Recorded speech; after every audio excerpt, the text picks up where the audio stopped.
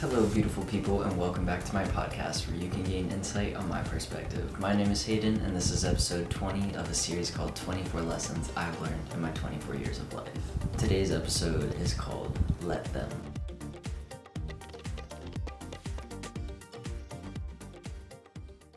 The let them theory is an umbrella for letting go of control. Many of us have control issues. Others are really good at letting things go, letting people be themselves, letting people do their own thing, and not letting it bother them at all. Someone who is controlling or feel that they can't let people be themselves or do their own thing or have the career that they have or have the families they have or the friends that they always have to have a say in what they're doing. They always have to feel that it's somehow personal to them that somebody else is doing something that they're not, or the person who is losing control of that might feel that it's a personal attack to them when it's not. A lot of the times we're found projecting onto situations. We're trying to figure out what that person's thinking, and when you're a person who can't let go of control, you start to make up what the other person's thinking in their head when that's in reality not what they're thinking. You're just projecting what they're thinking about based off the scenario and how you're feeling and how you would want them to respond. A lot of people in control tend to play out these scenarios in their head where they're picturing what the other person's saying and they're thinking of things to say back. They're creating these false arguments in their head because they just want to win this argument or be right or feel seen or feel validated. And a lot of the time their way of doing that is shaming other people or calling people out and not really speaking to them in a respectful manner. There's a lot of name calling and putting others down and finding ways to manipulate and shame the other person in a way to make themselves feel empowered and in control of the situation or conversation that they're experiencing. I get it. Letting go is difficult, especially when the thing that we're not letting go is giving us attention and validation and making us feel seen and heard and empowered. It gives us the ability to say, I'm right. I am right. When I was younger, I felt that because I had the opinions I had, I was right. And when somebody else had another opinion outside of that, I was like, whoa, you're wrong because I'm right. Because we were taught, well, if somebody's right, something else must be wrong. Taught in many scenarios as well that two people can be right and two people can be wrong. But then we're also taught there is no right or wrong. But then if you bring morals into it, then there's right and wrong. But it's all up to what you believe to be right and wrong. And people are going to agree with you, and people are going to disagree with you, and people are going to be indifferent. But the key point here is you cannot control how that other person is going to respond. So let them respond in whatever way they want to respond. It doesn't have to be in accordance to what you said or how you feel or what you believe.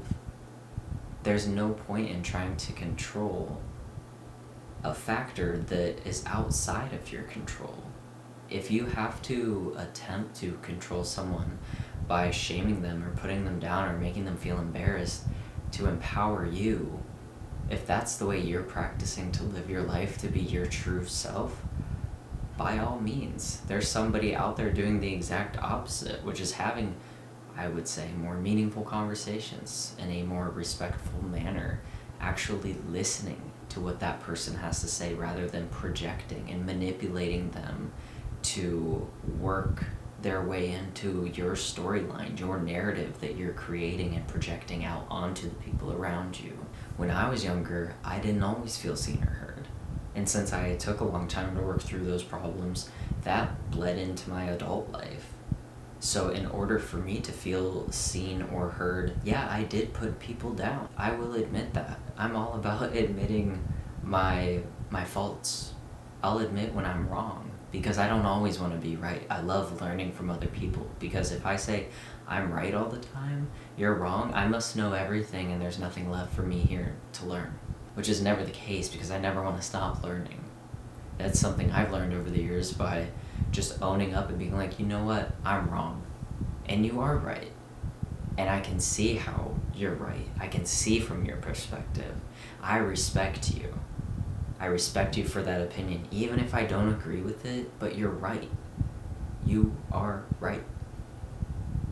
That's really not a difficult thing to say. If you can actively practice swallowing your pride and learning that two people can be right about things even if they're entirely different. They're on opposite ends of the spectrum. They can both be right. And they can both be wrong. I used to act out and try to prove myself to other people when that person didn't care at all. They didn't want me to prove myself to them because they had their own opinion. There was no way for me to change their opinion. There were several conversations that I had with my dad that I won't share the very specific topics we talked about when I was growing up, but I was like, well, I really believe this to be true, and I need you to also believe that it's true. And he said to me, I can see how you think that's true, but I disagree with you, and we're just gonna have to agree to disagree on topics that we were oppositely both passionate about.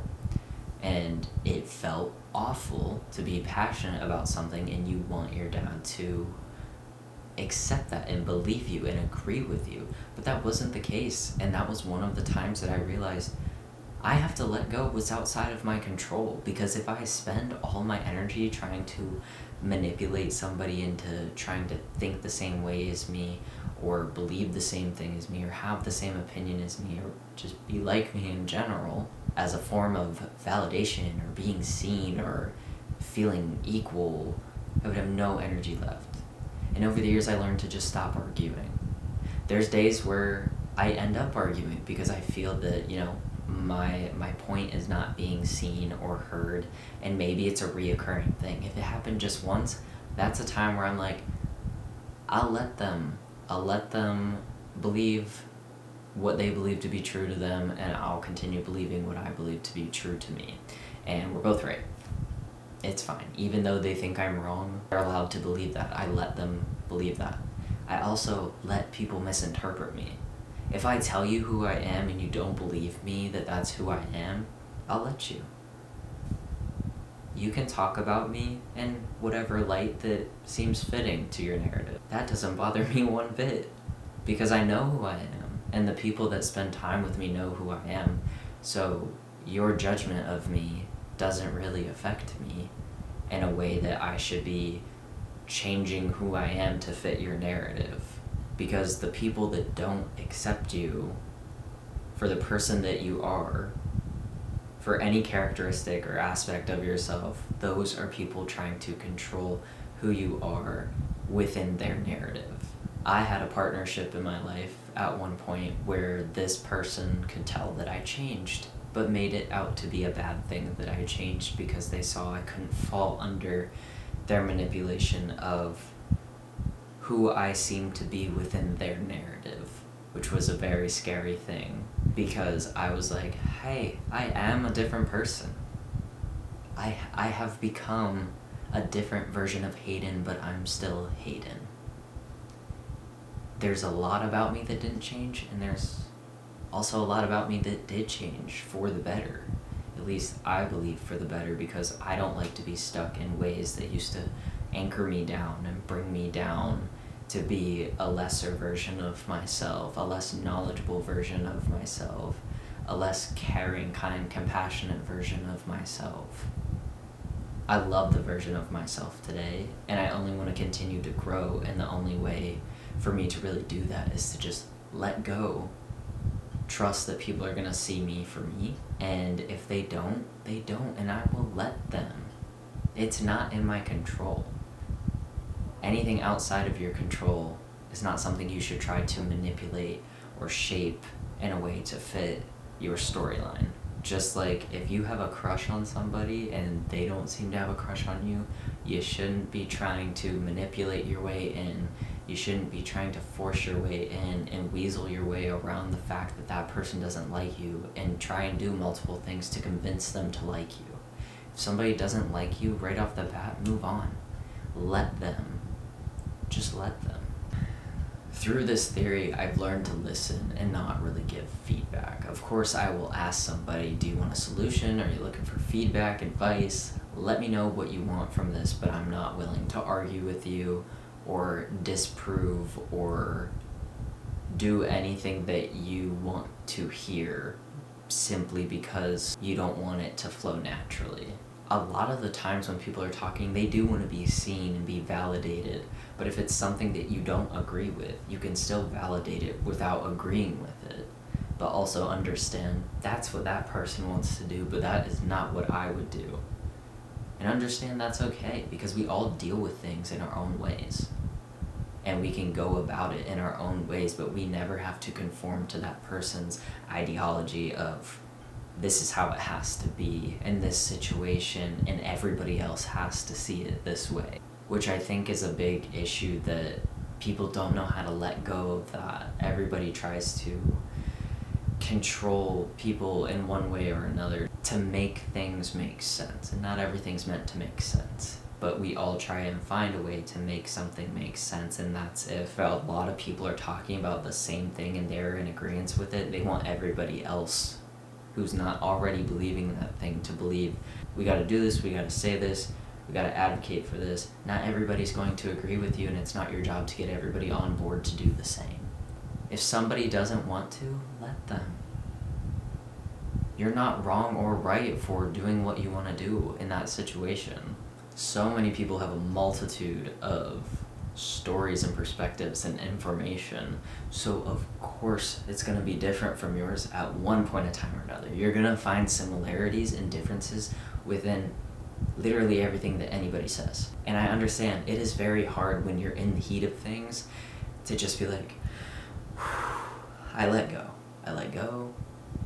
I'll let them do them, I'll do me. I just gotta let go. But I can't argue. I don't want to argue. Rather, it's not that I can't. I totally could. I'm in control of how I respond to a situation, a conversation, an interaction. I could argue if I wanted to, but here's the thing. I don't really want to. So I won't. Having mutual respect for differences is an incredible thing, because that's how we learn from one another. That's how we're able to see from each other's perspectives. And it's not that somebody says, oh, well, I really like this restaurant down the street, and you're like, oh, I don't really like that restaurant down the street. What do you like about it? And they tell you what they like about it, and you're like, oh, that's really cool. I see how you like that. Not for me personally, but that's awesome that you like that. Celebrate each other's differences. Understand that you don't want to be that guy, you don't want to be that person in that scenario where that person's like, hey, I really like this restaurant, have you tried it? And you're like, that restaurant's absolutely awful, why would you ever bring that up? I can never see why anybody would eat there. And then start shaming them for liking what they like, because it's not really your place to be doing that. Let them. If they like that place, let them. You like your own things. Do you want people to shame you for it? Do you want people to try and manipulate you to like the other restaurant that they like when you clearly don't? Do you want them to do the same thing you're trying to do to them?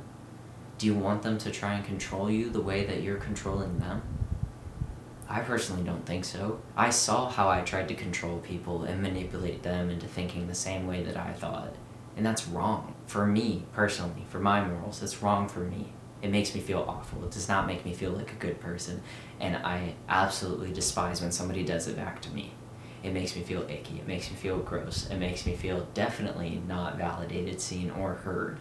Even if I'm spending time and energy validating somebody else, and then it's dished back to me in a manner of shamefulness or hatred or just spewing negativity. It's not a good feeling. If somebody doesn't like what you like, let them.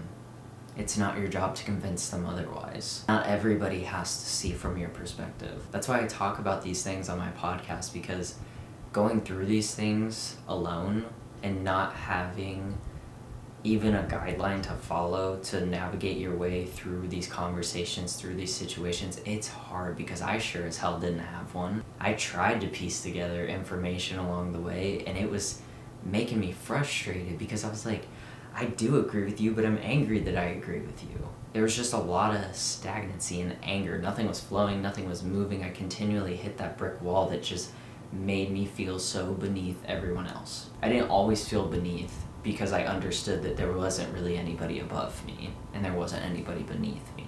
But during the days that I did feel beneath other people, it was hard to be like, well, why didn't I have somebody helping me out? When I would ask the question, that person would try to control me. But what was it about them that I was trying to control? It's the fact that we weren't seeing our differences as a good thing. We were seeing it as a competition. We were seeing it as, I'm right, you're wrong. I'm better than you. It wasn't a healthy conversation or interaction or experience, which after going through so many of them, I know it's a learning lesson to go through them, so I can only give you the tips that I have collected over the years in trying to work through situations as such, and I still do on a daily basis. Accept the things that are beyond your control. Thank you guys so much for listening in on this week's episode of my podcast. I am excited to get through the next 4 episodes that we have left of this series, 24 lessons I've learned in my 24 years of life. That's so exciting. Anyways, I hope you all have a lovely week, and I will catch you guys in next week's episode.